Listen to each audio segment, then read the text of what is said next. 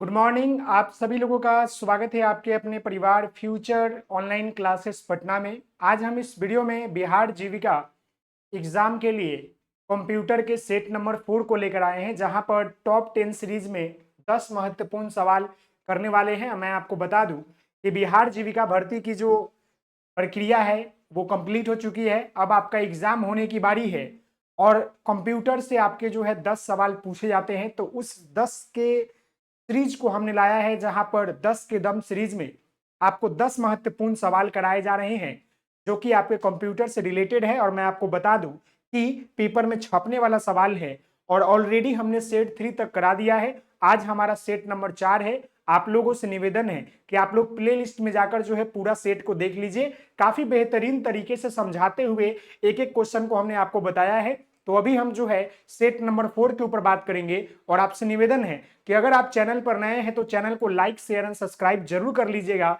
आपको बेहतरीन तैयारी करने के लिए बेहतर प्लेटफॉर्म आपको दिया जा रहा है। तो आइए अब हम जो है सेट नंबर 4 के ऊपर बात करते हैं, जहां पर सवालों के ऊपर बात करेंगे। यहां पर आपका जो है पहला सवाल आपकी स्क्रीन पर नजर आ रहा होगा। ये सवाल को आप पढ़िए और इसका उत्तर देने का प्रयास कीजिए। और आपसे निवेदन है कि आप लोग अंत में कमेंट भी कीजिएगा कि 10 में आपके कितने मार्क्स आ रहे हैं। ओके, जी हाँ। तो पहला सवाल यहां पर है, निम्नलिखित में से कौन निर्धारित करता है कि विभिन्न प्रोग्राम इंटरनेट पर डेटा का आदान प्रदान कैसे करते हैं।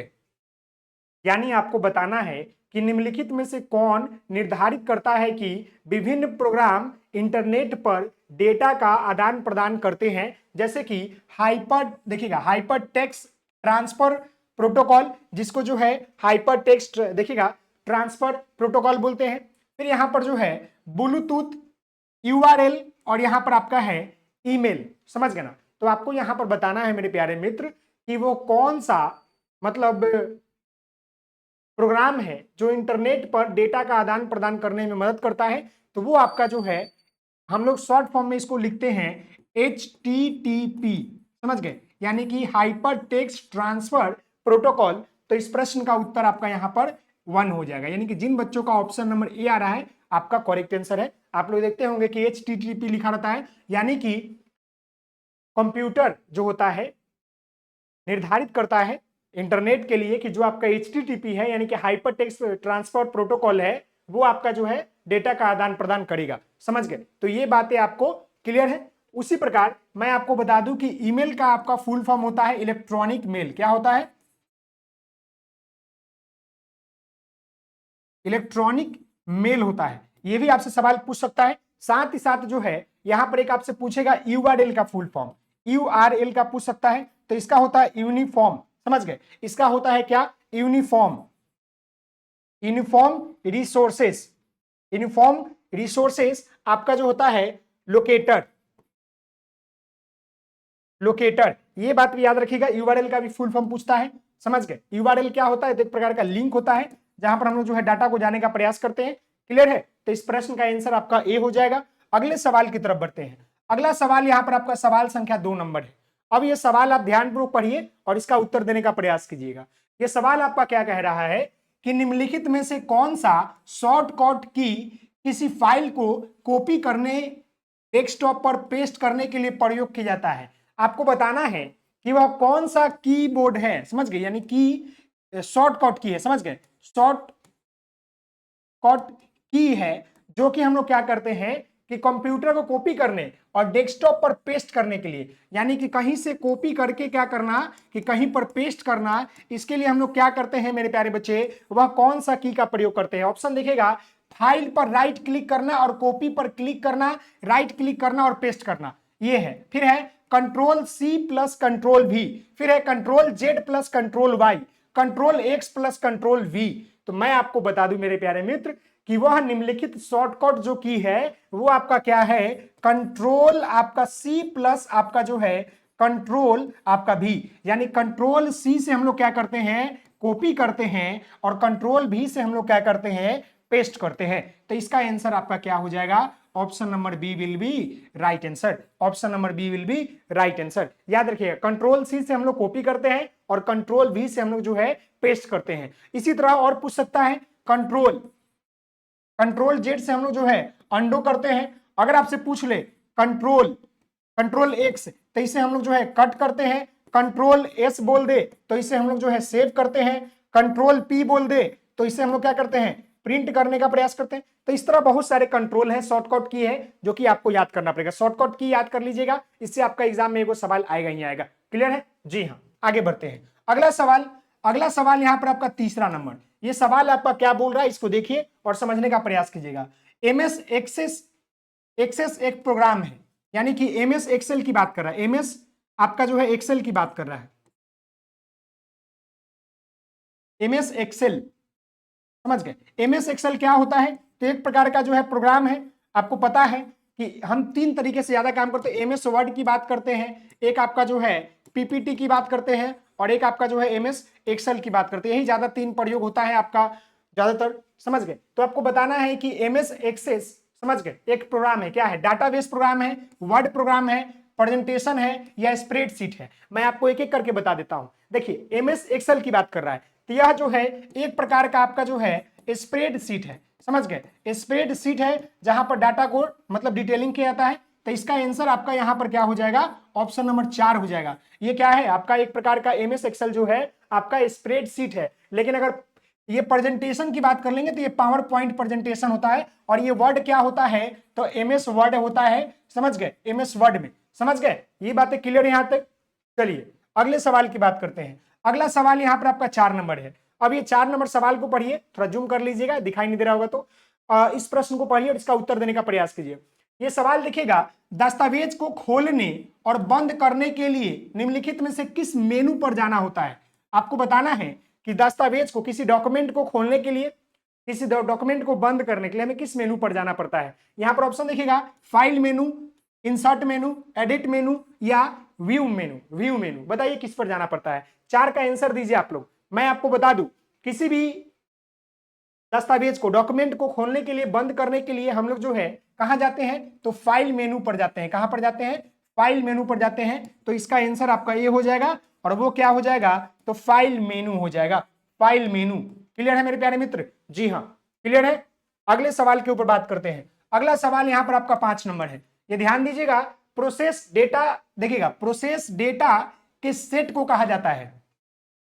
जो प्रोसेस डेटा होता है उसके सेट को हम लोग क्या कहते हैं? यहां पर डाटा है, डाटाबेस है, डाटा प्रोसेसिंग है, या इंफॉर्मेशन है।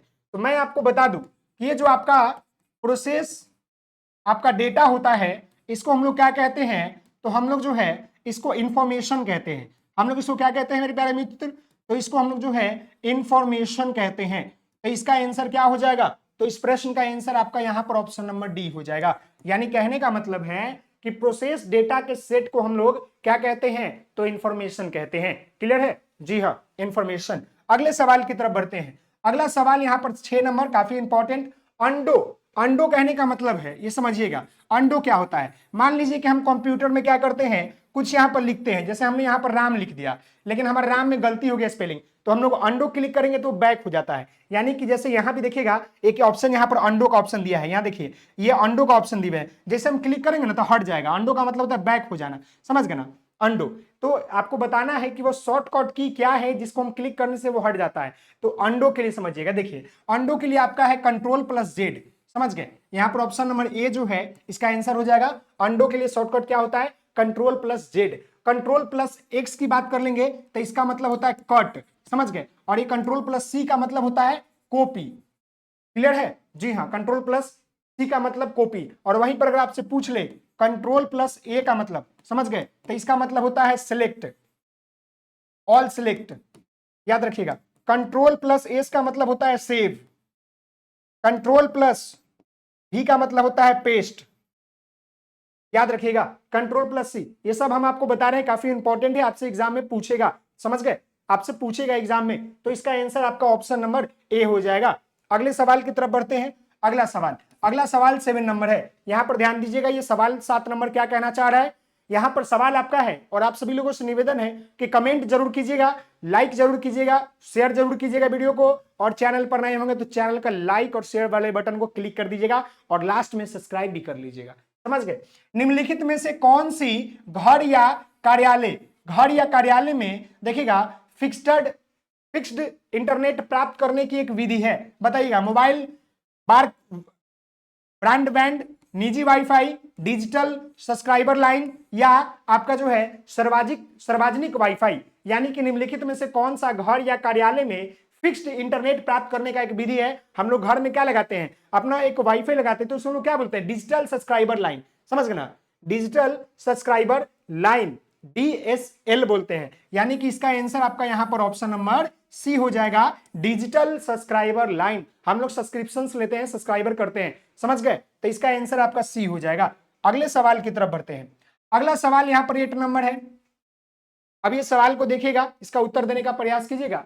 ये सवाल आपका है, निम्नलिखित में से कौन सी एक तकनीकी है जो विभिन्न पासवर्ड आधारित हमले के खिलाफ सुरक्षा प्रदान करती है, विशेष रूप से पासवर्ड इसकी स्निफिंग और फिर से हमले करने के लिए। यानी आपको बताना है कि निम्नलिखित में से कौन सा वो तकनीक है जो विभिन्न पासवर्ड आधारित हमले के खिलाफ जो है सुरक्षा प्रदान करती है। अब यहां पर है OTG, OTP, QR और RTGS, समझ गए। अब मैं आपको चीज एक बताना चाहूंगा, हम लोग जब भी एक हमारे ऐप को फ्यूचर ऑनलाइन क्लासेस को ऐप को डाउनलोड करते हैं, और जब आप अपना फोन नंबर डालते हैं या मोबाइल नंबर डालते हैं, तो उसके बाद आपके एक मोबाइल पर जो है क्या जाता है, OTP जाता है, और इस OTP को हम लोग क्या बोलते हैं, तो वन टाइम पासवर्ड बोलते हैं।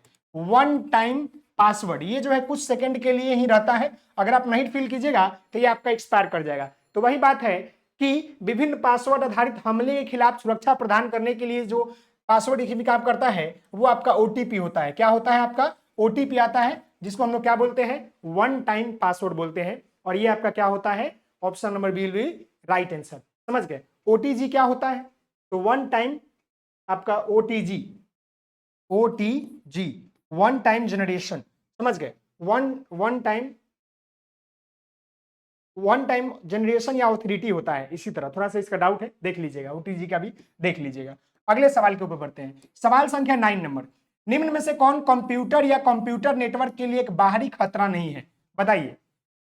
निम्न में से क्या है, आपको बताना है। ये 4 ऑप्शन यहां दिया गया है। पहला है एडवेयर, क्रैकर्स, ट्रोजन, फोर्जन्स, उपयुक्त में से कोई नहीं।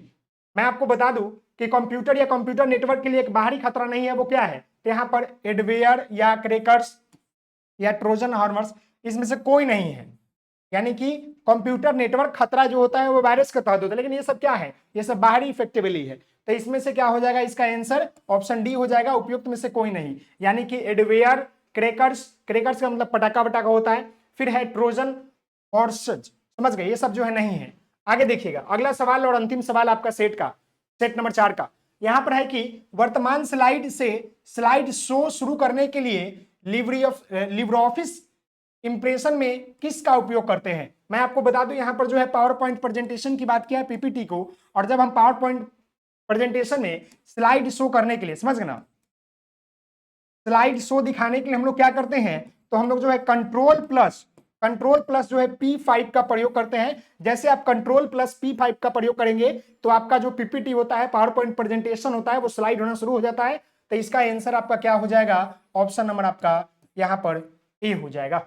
ऑप्शन नंबर क्या हो जाएगा मेरे, सॉरी कंट्रोल नहीं, शिफ्ट F5, सॉरी यहां पर आपका क्या हो जाएगा, शिफ्ट हो जाएगा, शिफ्ट प्लस हम लोग जो है दाबते हैं, कंट्रोल नहीं, शिफ्ट प्लस F5। तो इसका प्रश्न का आंसर आपका ऑप्शन नंबर यहां पर सी हो जाएगा। शिफ्ट प्लस F5 हम लोग करते हैं, यहां पर शायद मिस्टेक हो गया है, शिफ्ट प्लस F5 का प्रयोग करते हैं, क्योंकि ये F5 क्या होता है, ये आपका की का जो होता है फंक्शन की होता है, फंक्शन की होता है F5, और F5 का मतलब क्या होता है, तो ये रिफ्रेश करता है। क्लियर है, तो इसका आंसर आपका ऑप्शन नंबर सी हो जाएगा। आशा करते हैं कि आपको ये 10 कदम सीरीज काफी महत्वपूर्ण लगा होगा, और आपसे निवेदन करते हैं कि आप लोग अपना कमेंट बॉक्स में अपना स्कोर बताइए कि आपके कितने मार्क्स आ रहे हैं। आशा करते हैं आपको वीडियो पसंद आई होगी, तो प्लीज इस वीडियो को लाइक, शेयर और सब्सक्राइब करेंगे। मिलते हैं नेक्स्ट वीडियो में, तब तक के लिए धन्यवाद। जय हिंद, जय भारत। आप सभी लोग हंसते रहिए, मुस्कुराते रहिए, पढ़ाई करते रहिए। टेक केयर, ओके, धन्यवाद।